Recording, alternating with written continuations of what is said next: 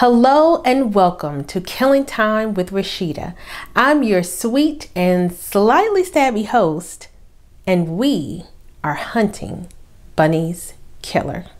Over the last few weeks, I've been reacting to the second season of Only Murders in the Building over on TikTok and here in YouTube Shorts. I thought it was time we had a proper sit down. I'll respond to some of the theories you've shared with me, and I have a few theories of my own. One note before we get started, this video is being filmed and released on August 16th, the same day that episode 9 releases. However, I did not watch episode 9 before filming this video, so we'll just have to operate on the honor system in that regard. That being said, it's possible that I'll share a theory in this video that has already been disproven in episode 9.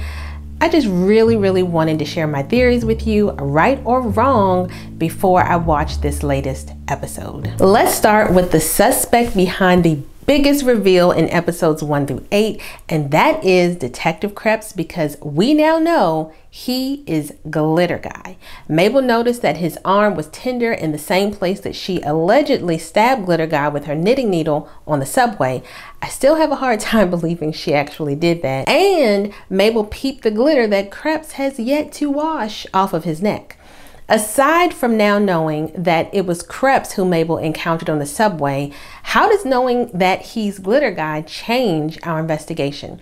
And most importantly, do we think that Kreps is Bunny's killer? TikToker, you think there's more than one person involved and that Kreps, aka Glitter Guy, is more likely the painting thief than the killer? I tend to agree. Before we knew Glitter Guy's identity, I thought unmasking him meant unmasking the killer, and that we wouldn't find out who he was until episode 10 or the very end of episode 9. So my intuition and decades of experience as an armchair sleuth tell me that Kreps is not Bunny's killer. And unless he stole the painting from Bunny's apartment, but had to leave it somewhere else in the building and is now having a hard time getting it out of the building undetected, it doesn't seem likely to me that Kreps stole the painting. I think he'd take the painting and make himself scarce if he did. Yet he's still hanging around the Arconia, stalking Lucy, trying to pin Bunny's murder on Mabel, and being generally creepy and aggressive. What I think is more likely is that Kreps is in communication with either Bunny's killer or someone who wants to frame Mabel for the murder. And I think he's just bad enough of a detective that he wouldn't know he was working with Bunny's killer. I believe the first clue to this theory is the unknown phone number that texted Charles and Oliver, I call the pair Charliver, on the night of Bunny's murder, telling them to leave the building. This is the same phone number that Mabel texted from Charles's phone to set up the meeting about the Pickle Diner matchbook, thinking they were texting Detective Williams. Of course, we now know that Kreps, aka Glitter Guy, is who actually showed up to grab that matchbook. Oliver's glitter bomb in the package is literally how he became Glitter Guy. Now, if Kreps had been on the other end of that diner matchbook text communication, it doesn't make sense that in Bunny's apartment, he would tell the trio that Detective Williams was out of town in Denver, when it was obvious that they thought they were setting up a meeting with her that day. That moves me to the second clue to this theory. Kreps admitted that he expects solving Bunny's murder to be a career-altering case for him. So what if whoever is in control of this unknown phone number has not only been in anonymous communication with the trio, but has also anonymously contacted Kreps, telling him they have evidence to prove Mabel is the killer? That would make a cop who's desperate to solve a big case and doesn't want to be seen accepting evidence in an improper way throw on a mask and pull a package from a trash can. So, who do I think is on the other end of that unknown number? My guess would be Poppy. Poppy is obsessively loyal to Cinda and desperate to gain her respect. By getting Mabel sent down for the murder and tarnishing Charliver in the process by making them seem as though they covered for a murderer, she would eliminate Cinda's competition and create an amazing new crime story for Cinda to podcast about. Remember, it was Poppy who gave Cinda the idea for the title of their newest podcast feature, only murderers in the building. Ains and Lace, you believe Nina's boyfriend Jared is Bunny's killer. Lace says it was Nina's boyfriend who did it. Bunny would have put a stop to his plan, so he needed to get rid of her so he could have the control of the building. He also would have had the blueprints for the building, and that's how he knew about the secret passageways. I definitely think that Jared is shady, and I previously shared my theory that he and Nina were blackmailing Bunny over some secret, pressuring her to hand over the board president's seat to Nina. And I love your theory about Jared knowing about the passageways. Spying on Bunny through one of these secret peepholes could be how he discovered whatever damning information he may have had on Bunny. But I think that Nina and Jared, by extension, was a red herring. And after her passionate plea to Charles to find Bunny's killer, and the fact that we've barely seen Jared, I just don't see him as the killer. Live Crew 1, you agree that Nina was blackmailing Bunny, and you have two theories I haven't heard of. First, that Ursula's Gut Milk franchise is a front for illegal activity. I love that.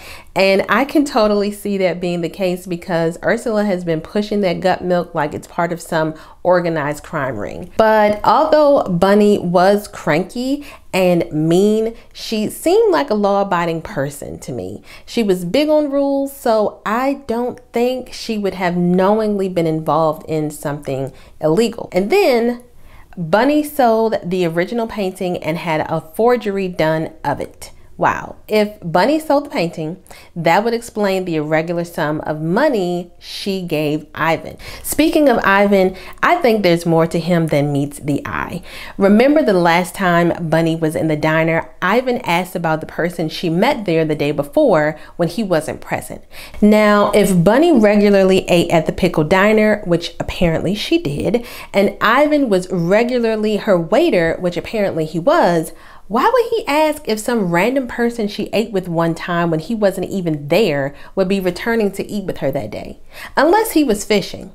Unless for some reason he really wanted to know, needed to know the identity of that person, so he was pulling at strings to get Bunny to open up. And when Ivan gave the trio a list of regular diner customers, am I the only one who wondered if he left any names off the list? Also, I don't believe the story Ivan gave Oliver when he was caught slipping money beneath Bunny's door. He said he didn't feel comfortable keeping that money after he found out Bunny died, but if that's the case, who did he think would get it when he put it under Bunny's door? Bunny dead. I think Ivan was leaving the money for someone who planned to retrieve it by sneaking into Bunny's apartment through the passageway. Now, let's return to this idea of Bunny selling the original painting and having a replica created, because that brings us to Alice. This commenter says, Bunny got the money from selling the painting. She then had Alice paint a reproduction and gave it to the buyer. I'm with you on the possibility that Bunny sold the painting, but again, I don't see Bunny doing something so dishonest as selling a fake. Poppy, now, is your name really Poppy? Or are you hinting to us that you think Poppy killed Bunny, huh? If so, Osmond agrees with you. Okay, Poppy, you say Alice can make replicas. Maybe she was hired or she stole it to frame Charles. Yes, I think Alice could very well have made a replica of the painting. Remember, I shared my theory that a replica of the painting had been made, and I think Alice could have done it at Bunny's request, or, and Renee, this ties into your theory, Alice could be part of the painting theft ring, and that's why she made the replica. Now, you also think Alice may be hiding a secret parentage. This commenter says, I am sure Alice is guilty of something. Wonder if she's Jan's daughter. And Tunu, you ask, could Alice be Uma's daughter? Well, I think Alice is the daughter of one of the characters in the show. I think she's Marv's daughter. Marv said his daughter recently came out and that she said he's dead to her. We know Alice is gay or LGBT. And remember when Mabel questioned Alice about her knowledge of the show Cheers since she's not American? Well, Alice is a grade A liar. I can totally see her faking a British accent and disowning her American father Marv in order to obscure any ties to her true heritage. If Alice isn't Marv's daughter, I still think he's the father of one of our characters, so my second choice for his daughter would be Poppy, for just the simple reason that I think they're both really weird, like the same type of weird. In fact, I believe that in at least a small way, Marv and his secret daddy status is the key to unraveling the mysteries surrounding Bunny's murder. But we have a few more of your theories to consider first. A few of you think that Uma is the killer or that she's even Charles's sister. I think that's an interesting theory. Aline, you think Dr. Grover Stanley could be the killer and his sneezing gave him away. I think Dr. Stanley may be part of the painting theft ring. Leah, you're pinning Bunny's murder on Howard, which was also my most recent prediction. Now, in episode 8, we saw that while the masked figure was wielding the knife and busting into Charles's apartment, tracking Lucy into the passageway, Howard was having a sweet little blackout date with new neighbor Jonathan. I don't think that means Howard can't be the killer. It could be that whoever went after Lucy was doing so for some other reason than being the killer, or that he's one of Howard's co-conspirators, or she, and they were trying to silence Lucy. Also, what are we supposed to think about Jonathan sneezing in Howard's apartment? I personally think it would be really unfair to introduce a character so late in the season and then have them be one of the bad guys, but that sneezing meant something. So, do I still think Howard is Bunny's murderer? I do, for all of the reasons I previously shared in my YouTube Shorts video. And I'm also beginning to suspect Poppy for all of the reasons I mentioned earlier in this video. Now, why would Poppy have killed Bunny? I think it's most likely that Poppy's primary angle is to frame Mabel and Charliver by association. And so Poppy may have targeted Bunny because she had few connections and wasn't well liked, and Poppy thought she wouldn't be very missed, which is really sad if that's true. Now, I have other theories regarding Lenora and Rose Cooper, but with episode 9 already having been released, I'm just going to share my biggest theory, the one that's I've been thinking about and really wanting to share with you. And my theory begins with the major theme that I've seen in this season of Only Murders in the Building: troubled relationships with father figures. Again, Marv is estranged from his daughter, and as I said, I believe that he's either Alice's or Poppy's father. Mabel's dad died when she was young and didn't even tell her that he was terminally ill. Then we have Charles's dad, who was in and out of jail, and do we even know if he's still alive? If so, Charles doesn't seem to have a relationship with him at all. Oliver may not be Will's dad, although if you watched episode 9, you may know the truth about that. Theo and Teddy are estranged, and then we have Charles's stunted fatherly relationship with Lucy.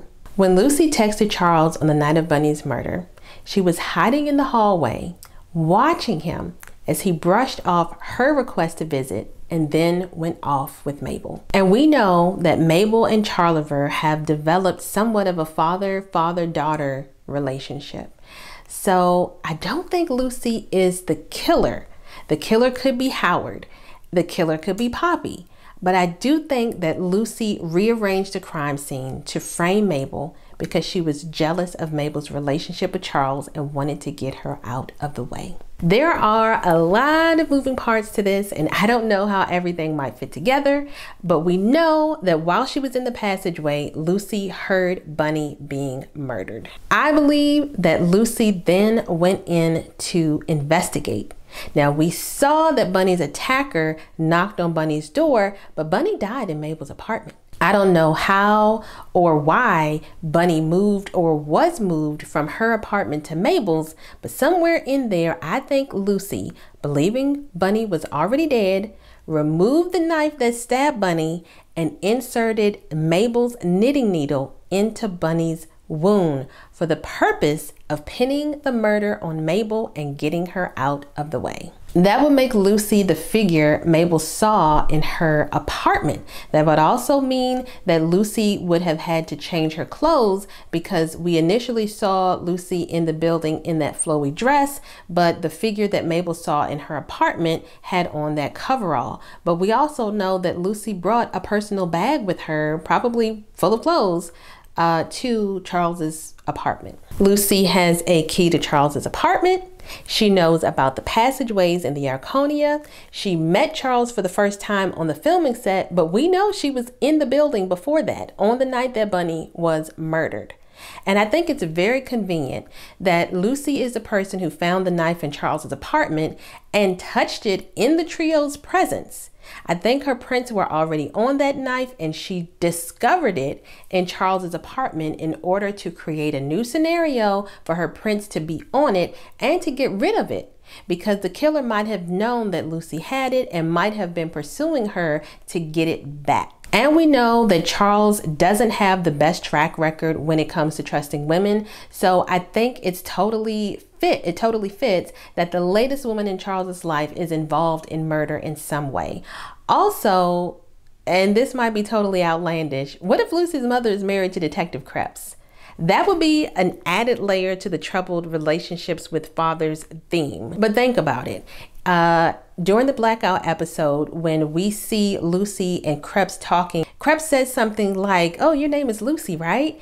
And we know that Kreps is lying. We know that he had a picture of Lucy, that he knows exactly who she is. I assume that he is the person who broke down the door to get into Charles's apartment.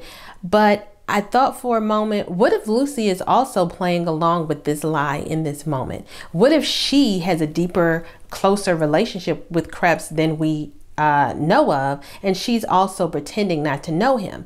We know that she can't stand her mother's husband, and it's just very possible that Kreps is the guy that her mother married. And again, it would tie into this whole like people having issues with their dad theme that I'm seeing in season 2. All right, so I thought that was a really cool theory. Let me know if you already have heard that somewhere else. I would be really sad about it, because I want to think that I'm the only one who's thinking that, but hey, it happens. And now it's time for me to watch episode 9, and I will do a video on my thoughts.